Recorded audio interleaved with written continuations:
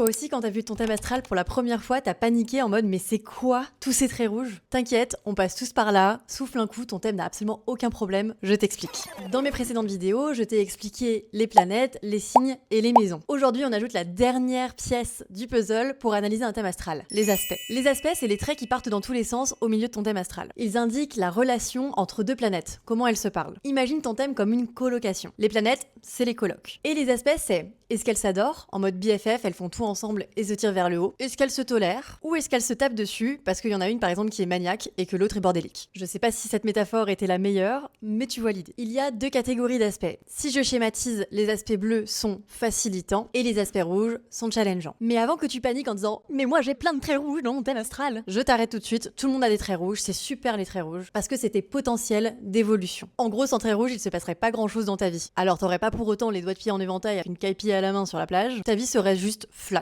Il ne se passerait pas grand chose de stimulant. Bref, donc on a les aspects faciles, et tu noteras que je mets des guillemets, donc les trigones, les sextiles, ça circule bien, en gros les planètes sont dans des énergies qui s'entendent bien, qui coopèrent, c'est naturel, presque automatique. Par exemple, Soleil, Trigone, Jupiter, confiance, optimisme, facilité à croire en soi. Mais attention, ce qui est trop facile peut être sous-exploité. En gros, t'as l'énergie à disposition et t'en fais rien. Et les aspects de tension, challengeant, carré, opposition, en gros les planètes se trouvent dans des énergies qui sont trop différentes pour se comprendre, et donc ça coince. Ça crée des conflits intérieurs, des dualités du genre ma tête pense comme ça, mais j'agis autrement, est-ce que je suis dingue? Non, tu ne l'es pas. Il faut juste trouver un équilibre entre ces deux énergies, c'est ça qui te fera avancer dans la vie. Et c'est justement à ça que sert l'astrologie. Par exemple, Mercure carré Saturne, peur de mal dire, sentiment d'infériorité, mais énorme potentiel de profondeur, de rigueur et de maîtrise avec le temps. Donc attention, un aspect difficile n'est pas une punition, c'est un moteur. Et un aspect facile n'est pas un cadeau magique, c'est un talent à activer. En gros, les aspects racontent comment tu apprends, comment tu évolues, et pourquoi certains sujets reviennent encore et encore dans ta vie. Et plus tu prends conscience de ça,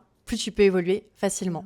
Du coup, si on récapitule tout ce que j'ai dit dans cette série de vidéos, les planètes c'est les personnages, les signes c'est leur personnalité, les maisons c'est le décor où elles jouent, et les aspects c'est les dynamiques entre les personnages. Et c'est quand tu analyses tout ça dans sa globalité que ton thème devient vivant. Si tu veux creuser ton thème astral, j'ai créé un petit guide pour t'apprendre à faire tes premiers pas dedans. Tu as juste à commenter guide et je te l'envoie par MP. Sinon, je propose aussi des lectures de thème astral, donc n'hésite pas à me contacter.